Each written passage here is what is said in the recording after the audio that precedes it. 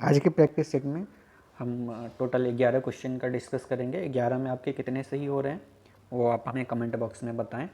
और अगर आपने अभी तक हमारा चैनल सब्सक्राइब नहीं किया है तो रेड बटन दबा करके सब्सक्राइब कर लें। देखते हैं पहला क्वेश्चन है हमारा, प्राथमिक कक्षा में सकारात्मक वातावरण निर्मित करने के लिए एक शिक्षक को क्या करना चाहिए, ये हमें बताना है। ठीक है, तो पहला है, सुबह प्रत्येक बच्चे का अभिवादन करना चाहिए, विभेद नहीं करना चाहिए और प्रत्येक बच्चे के लिए समान लक्ष्य सुनिश्चित करना चाहिए। ठीक है, सी है, समूह गतिविधियों के दौरान समाज मित्र के आधार पर उन्हें अपने समूह बनाने की अनुमति देना चाहिए। और डी है, सकारात्मक अंत वाली कहानियाँ सुनानी चाहिए। ठीक है, तो हिंदी में हमने देखा, अब थोड़ा इंग्लिश में देख लेते हैं जिससे हमें कन्फ्यूजन जो है ना दूर हो जाए, क्योंकि हिंदी के कुछ ऐसे वर्ड होते हैं जो अगर हमें हिंदी में समझ नहीं आ रहा है तो इंग्लिश में समझ लेते हैं, और इंग्लिश के कुछ ऐसे वर्ड हैं जो हिंदी में समझ आ जाता है। ठीक है, तो इंग्लिश में भी इसका ऑप्शन देख लेते हैं। Wish each child in the morning, हर एक बच्चे को क्या करना है, मॉर्निंग में विश करना है। ठीक है, not discriminate and set the same goal for every child. C है, allow them to make groups on their own on the basis of sociometry during group activity. और डी है, narrate stories with positive ending. तो इसका जो answer होगा, सबसे पहले हमें ये देखना है कि डिस्क्रिमिनेट तो करना नहीं है ना, तो ये सही है लग रहा है। ठीक है, no discriminate and set the same goal for every child, किसी भी बच्चे में विभेद नहीं करना है, तो इसका आंसर जो होगा वो क्या होगा, बी। ठीक है, नेक्स्ट क्वेश्चन है, development of concept is primarily a part of emotional development, intellectual development, physical development और सोशल डेवलपमेंट। हिंदी में देख लेते हैं, अवधारणाओं का विकास मुख्य रूप से डैश का हिस्सा है, अवधारणाओं का। ठीक है, कॉन्सेप्ट का। ठीक है, concept of development of concept, अवधारणाओं का विकास कौन सा है, ए संवेगात्मक विकास, बी बौद्धिक विकास, सी शारीरिक विकास और डी सामाजिक विकास। कौन सा होगा, बी बौद्धिक विकास, है ना। ठीक है, नेक्स्ट देखते हैं question number 3, an important characteristics of formal operational stage of mental development is, मानसिक विकास की औपचारिक संक्रियात्मक अवस्था की मुख्य विशेषता क्या है। किसमें, मानसिक विकास की औपचारिक संक्रियात्मक अवस्था की, औपचारिक संक्रियात्मक अवस्था में जो है मानसिक विकास जो है, मेंटल डेवलपमेंट कैसा होता है, किस तरह का होता है। ए है एब्स्ट्रैक्ट थिंकिंग, बी है कॉन्क्रीट थिंकिंग, सी है सोशल थिंकिंग और डी है एगोसेंट्रिक बिहेवियर। ए अमूर्त चिंतन, मूर्त चिंतन, सामाजिक चिंतन और डी है अहम केंद्रित व्यवहार। मानसिक व्यवहार जो है वो कैसा होगा, औपचारिक संक्रियात्मक अवस्था में। औपचारिक संक्रियात्मक अवस्था में जो है बच्चों का जो चिंतन होता है अमूर्त होता है। ठीक है, अमूर्त चिंतन होता है, अब्स्ट्रैक्ट थिंकिंग के लिए। अब देखते हैं क्वेश्चन नंबर 4। क्वेश्चन नंबर 4 में जो है, बच्चों में नैतिक मूल्यों को विकसित करने का सर्वाधिक उचित तरीका है, प्रातःकालीन सभा में बच्चों को नैतिक उपदेश देना, बी है विद्यार्थियों के सामने एक परिस्थिति रखना और उस पर निर्णय लेने के लिए कहना। ठीक है, ये पूछ रहा है कि मोरल वैल्यू जो है उसके लिए बेस्ट वे कौन सा होगा। ठीक है, तो गिव मोरल लेक्चर देखिए, ये तो नहीं हो सकता। ठीक है, B put across a situation and ask student to take a decision, ऐसा सिचुएशन क्रिएट करना है और बच्चे को उस डिसीजन को टेक करने के लिए बोलना है। सी है demonstrate of moral value by teacher and elders. और डी है teaching student to differentiate between moral and immoral.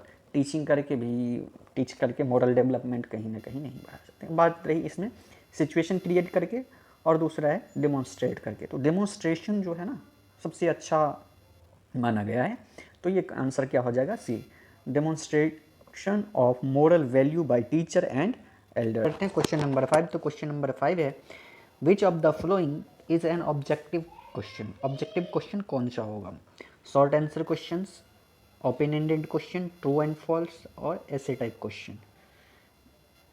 इसमें जो है वस्तुनिष्ठ प्रश्न कौन सा होगा, लघु उत्तरात्मक, मुक्ता उत्तर वाला प्रश्न, निबंधात्मक प्रश्न, और सत्य और असत्य। ऑब्जेक्टिव जो होता है ना 1 मार्क वाला, वो क्या होगा, सत्य और असत्य, ट्रू एंड फॉल्स वाला क्वेश्चन। ठीक है, option number C answer. Question number 6 है एक शिक्षक प्रश्न पत्र बनाने के बाद यह जांच करता है कि प्रश्न परीक्षण के विशिष्ट उद्देश्यों की परीक्षा ले रहे हैं।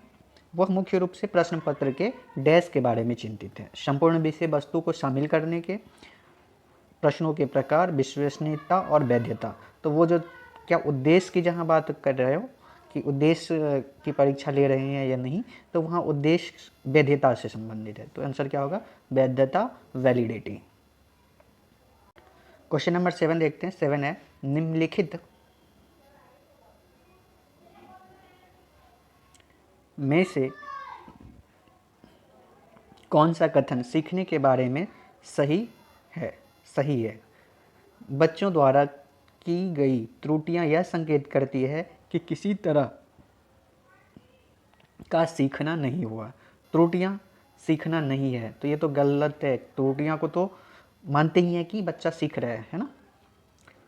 बी है सीखना उस वातावरण में प्रभावी होता है जो संवेगात्मक रूप से सकारात्मक हो और शिक्षार्थियों को संतुष्ट करने वाला हो।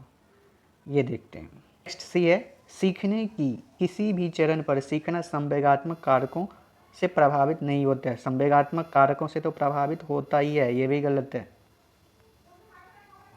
और डी है सीखना मूल रूप से मानसिक क्रिया है। सीखना मूल रूप से मानसिक क्रिया है, तो कहीं ना कहीं ये भी सत्य हो सकता है। और बी क्या है, प्रभावी वातावरण, जहाँ प्रभावी वातावरण की बात हो ना वो सही होगा। ठीक है, तो आंसर क्या होगा, बी।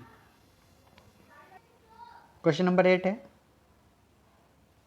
एक शिक्षिका पाठ्य पुस्तक और फल सब्जियों में कुछ चित्रों का प्रयोग करती है और विद्यार्थियों से चर्चा करती है।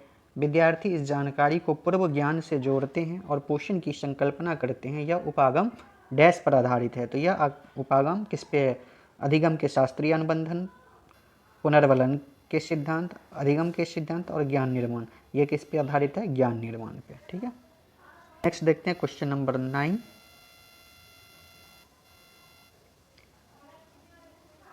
क्वेश्चन नंबर 9 है प्रत्येक शिक्षार्थी स्वयं में विशिष्ट है। इसका अर्थ है कि कोई भी दो शिक्षार्थी अपनी योग्यताओं, रुचियों और प्रतिभाओं में एक समान नहीं होते हैं। ठीक है, स्वयं में विशिष्ट का मतलब बताना है हमें। ठीक है, नेक्स्ट बी है शिक्षार्थियों में न तो कोई समान विशेषता होती है और न ही उनके लक्ष्य समान होते हैं। ये गलत है, लक्ष्य समान हो सकते हैं और विशेषताएं भी सामान्य हो सकते हैं। सभी शिक्षार्थियों के लिए एक समान पाठ्यचर्या संभव नहीं, पाठ्यचर्या तो एक जैसा ही रहता है। एक विषम रूपी कक्षा में शिक्षार्थियों की क्षमताओं को विकसित करना संभव है। एक विषम रूपी कक्षा में शिक्षार्थियों की क्षमताओं को विकसित करना संभव है, ये इसका मतलब नहीं बन रहा। तो इसका मतलब क्या बन रहा था हमारा पहला ही, कि कोई भी दो शिक्षार्थी जो है ना योग्यताओं, रुचियों और प्रतिभाओं में एक समान नहीं होते हैं। ठीक है, क्वेश्चन नंबर 10। क्वेश्चन नंबर 10 है a good text book avoid gender wise, gender sensitivity, gender equality, social responsibility. Hindi में एक अच्छी पाठ्यपुस्तक डैश से बचती है, लैंगिक पूर्वाग्रह, लैंगिक संवेदनशीलता, लैंगिक समानता और सामाजिक उत्तरदायित्व। तो एक अच्छी पुस्तक जो है ना, लैंगिक पूर्वाग्रह से बचती है। Question number a gender wise है।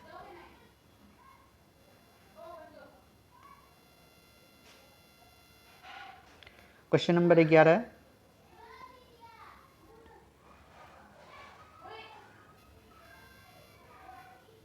क्वेश्चन नंबर 11 है, विद्यालय में लिंग भेदभाव से बचने के लिए सर्वोत्तम तरीका हो सकता है। कौन सा तरीका हो सकता है? संगीत प्रतियोगिताओं के लिए लड़कियों की अपेक्षा अधिक लड़कों का चयन करना,